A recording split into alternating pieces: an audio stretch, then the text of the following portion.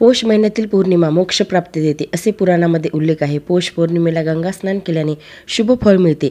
देवी लक्ष्मीची आपल्या भक्तांवर वर्षभर कृपा राहते असे मानले जाते।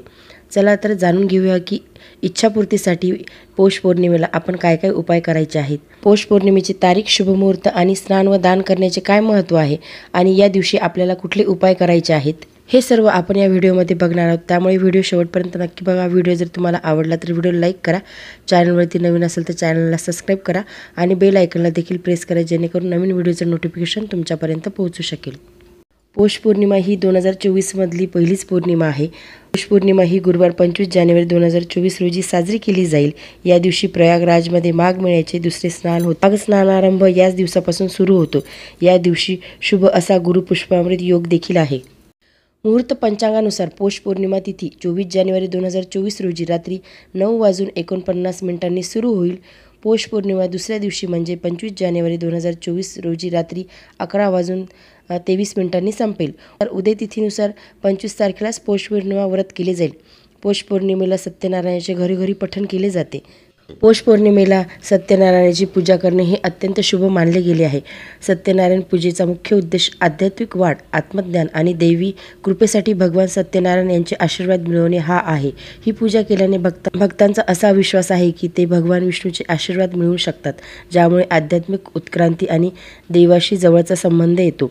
सत्यनारायण पूजा घरामध्ये शांती, सौहार्द आणि समृद्धी आणते असे मानले जाते। ही शारीरिक आरोग्य, मानसिक शांती आणि आर्थिक स्थैर्यासह कुटुंबातील सदस्यांना सर्वांगीण कल्याणासाठी आशीर्वाद मिळवण्याच्या उद्देशाने सत्यनारायणाची पूजा व्रत केले जातात। सत्यनारायण पूजा भक्तिभावाने व प्रामाणिकपणे केल्यास जीवनातील अडथळे व अडचणी दूर होतात अशी भाविकांची श्रद्धा आहे। जीवनातील आव्हानांना निगेटिव्ह करण्यासाठी दैवी हस्तक्षेप आणि सहाय्य मिळवण्याचे साधन म्हणून याकडे पाहिले जाते। सत्यनारायण पूजा अनेकदा विशिष्ट इच्छा आणि इच्छा मनात ठेवून केली जाते। भक्तांचा असा विश्वास आहे की प्रार्थना केल्याने आणि पूजाविधी केल्यास त्यांच्या मनातील आकांक्षा आणि ध्येय पूर्ण होऊ शकते। कलियुगामध्ये सत्यनारायण पूजेला विशेष महत्त्व दिले आहे। त्यामुळे तुम्ही ह्या पौर्णिमेलाच नाही तर कुठल्याही पौर्णिमेला सत्यनारायणाची पूजा व्रत तुम्ही करू शकता। सत्यनारायण पूजेला आपल्या संस्कृतीमध्ये खूप जास्त महत्त्व आहे। अनेक घरातील ही एक महत्त्वाची परंपरा आहे। ही पूजा भक्ती आणि प्रामाणिकपणे केल्यानं भक्त आध्यात्मिक वाढ, समृद्धी आणि सर्वांगीण कल्याणासाठी भगवान सत्यनारायण यांचे आशीर्वाद घेतात।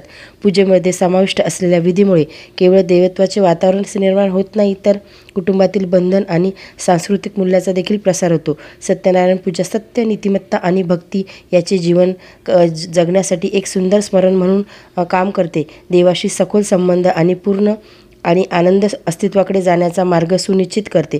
त्यामुळे तुम्ही देखील या पौष पौर्णिमेला सत्यनारायण पूजा करण्याचा प्रयत्न नक्की करा। पौष महिना हा सूर्यदेवाचा महिना आहे आणि पौर्णिमा हा चंद्राचा दिवस आहे। अशा स्थितीत सूर्य आणि चंद्राचा हा संयोग आपल्या सर्व इच्छापूर्ततेसाठी अतिशय सुयोग्य आहे आणि जीवनातील अडथळे दूर करणारा आहे। असे मानले जाते की पौर्णिमेच्या रात्री देवी लक्ष्मी पृथ्वीवर येते आणि तिच्या भक्तांना सुख, समृद्धी आणि संपत्तीचा आशीर्वाद देते। या दिवशी घरामध्ये भगवान विष्णू, लक्ष्मी आणि शिव यांची पूजा केल्याने चांगले फळ मिळते। पौष पौर्णिमेच्या दिवशी अन्नपूर्णा म्हणजेच धान्य ही जी अधिष्ठाती आहे, देवता आहे, ती देवी म्हणजे अन्नपूर्णा। आदिशक्ती पार्वतीचे हे एक रूप आहे। तिला अन्नदा आणि शाकंभरी असे देखील म्हणतात। देवी अन्नपूर्णेचा आशीर्वाद मिळवण्यासाठी मनापासून देवीची पूजा करावी। या पूजेमध्ये आपण देवीला कुंकुमार्चन देखील करू शकतो किंवा धान्यांचे एखाद्या कुठल्याही धान्याने आपण देवीला स्नान घालू शकतो। तर या दिवशी आपल्याला काय करायचे आहे, सकाळी लवकर उठून स्वच्छ अंघोळ करायची आहे, आपलं देवघर स्वच्छ करायचं आहे, देवांची पूजा करायची आहे आणि आपलं स्वयंपाकघर स्वच्छ करायचं आहे। आणि त्यानंतर आपल्याला एका पाटावरती ताट मांडायचं आहे। त्या ताटामध्ये स्वस्तिक काढायचं आहे आणि एका प्लेटमध्ये तांदूळ घ्यायचे आहे, त्याच्यावरती अन्नपूर्णा देवीची मूर्ती ठेवायची आहे। देवीला गंध, अक्षदा, हळदी, कुंकू लावायचं आहे। देवीला फूल अर्पण करायचं आहे, धूपदीप ओवाळायचं आहे। त्यानंतर देवीवरती दुसऱ्या एका वाटीमध्ये तांदूळ घेऊन आपल्याला देवीला या तांदळाने कुठल्याही एका धान्याने देवीला स्नान घालू शकतो। आपल्या 5 बोटामध्ये तांदूळ घ्यायचे आहे आणि देवीला ते अर्पण करायचे आहे आणि अर्पण करतेवेळी देवीचा मंत्र म्हणायचा आहे, ओम अन्नपूर्णे नमो नमः। हा मंत्र तुम्ही 11 वेळा, 21 वेळा किंवा 108 वेळा देखील तुम्ही म्हणू शकता। शास्त्रानुसार पौष पौर्णिमेच्या दिवशी देवी अन्नपूर्णेला जर आपण धान्य अर्पण केलं, तिची पूजा केली किंवा कुंकुमार्चन केलं तर तिची कृपा सदैव आपल्यावर राहते, आपल्या घरामध्ये सुख समृद्धी नांदते आणि आपल्या घरामध्ये सदैव अन्नपूर्णेचा वास राहतो. आपल्या घरामध्ये धनधान्याची कधीच कमी पडत नाही. तर दुसरी देवीची सेवा म्हणजे या दिवशी पौष पौर्णिमेच्या दिवशी तुम्ही देवीला कुंकुमार्चन करू शकता. तर तुम्ही कुंकुमार्चन हे अन्नपूर्णा देवीला करू शकता किंवा तुमची कुलदेवी असेल तिला देखील करू शकता किंवा देवी महालक्ष्मीला देखील तुम्ही कुंकुमार्चन करू शकता. तर कुंकुमार्चन करताना अगोदर आपल्याला देवीला अभिषेक करून घ्यायचा आहे. तुम्ही पाण्याने देवीला अभिषेक करू शकता. तुमच्याकडे जर गंगाजल असेल ते तुम्ही त्या पाण्यामध्ये मिक्स करून देवीला त्याचा अभिषेक करू शकता किंवा पंचामृताने आपण देवीला अभिषेक करू शकतो. दूध पंचामृत याने आपल्याला देवीला अभिषेक करून घ्यायचा आहे. त्यानंतर आपल्याला देवीला हळदी कुंकू अर्पण करायचं आहे, धूपदीप ओवाळायचं आहे आणि दिवा आपला हा सगळ्या गोष्टी करतावेळी आपला दिवा हा सतत तेवत राहायला पाहिजे, कारण हे शुभ कार्यासाठी आपण अगोदर दिवा प्रज्वलित करतो. त्यानंतर आपल्याला देवीला कुंकुमार्चन करण्यासाठी एका वाटीमध्ये कुंकू घ्यायचं आहे आणि देवीच्या पायापासून ते डोक्यापर्यंत आपल्याला कुंकुमार्चन हे करायचं आहे. तर कुंकुमार्चन करताना तुम्ही ज्या देवीला कुंकुमार्चन करत असेल त्या देवीचा मंत्र म्हणायचा आहे. तुम्ही कुंकुमार्चन हे 108 वेळा करायचं आहे. तुमच्या जवळ जर का जास्त वेळ नसेल तर तुम्ही 21 वेळा किंवा 11 वेळा देखील कुंकुमार्चन करू शकता. तर बोटामध्ये कुंकू घ्यायचं आहे आणि देवीला पायापासून ते डोक्यापर्यंत देवीच्या कुंकू अर्पण करायचा. तर तुम्ही ज्या देवीला कुंकुमार्चन करत असाल त्या देवीचा मंत्र म्हणायचा आहे ज्यावेळेस तुम्ही कुंकुमार्चन कराल तेव्हा. म्हणजे तुम्ही जर का अन्नपूर्णे मातेला कुंकुमार्चन करत असाल तर ओम अन्नपूर्णे नमो नमः हा मंत्र म्हणायचा आहे. जर तुम्ही तुळजाभवानीला कुंकुमार्चन करत असाल तर सर्वमंगल मांगल्ये शिवे सर्वार्थ साधिके शरण्ये त्र्यंबके गौरी नारायणी नमस्तुते या मंत्राचा जप तुम्हाला करायचा आहे. तर अशा प्रकारे तुम्ही देवीला कुंकुमार्चन करू शकता आणि हे कुंकू अर्पण केल्याच्या नंतर तुम्हाला ते तसंच ठेवायचं आहे. रात्रभर तुम्हाला ती पूजा तशीच ठेवायची आहे आणि नंतर दुसऱ्या दिवशी तुम्हाला ते कुंकू एका बॉक्समध्ये म्हणजे डब्बीमध्ये भरून ठेवायचं आहे आणि तुम्ही बाहेर जाताना किंवा तुमची देवपूजा झाल्याच्या नंतर रोज तुम्ही हे कुंकू आपल्या डोक्याला लावू शकता.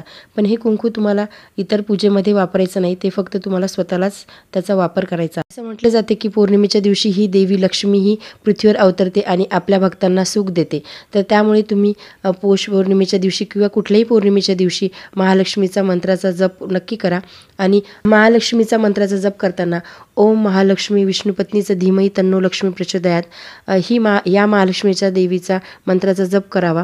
तुमच्याच्याने शक्य झालं तर 108 वेळा या मंत्राचा जप करा किंवा 21 वेळा किंवा 11 वेळा तुम्ही मंत्राचा जप केला तरी सुद्धा चालेल. तर या दिवशी भगवान श्रीहरी विष्णू महालक्ष्मी आणि शिव यांची आराधना नक्की करा. तर या व्हिडिओमध्ये मी तुम्हाला सांगितलं आहे की पौष पौर्णिमेच्या दिवशी तुम्ही कुठल्या कुठल्या सेवा करू शकता. तुम्ही सत्यनारायण करू शकता, देवीला कुंकुमार्चन करू शकता, देवीला धान्याने स्नान घालू शकता आणि तुम्ही महालक्ष्मी देवीचा मंत्राचा जप, श्रीहरी विष्णूचा मंत्राचा जप आणि शिवाची आराधना देखील करू शकता.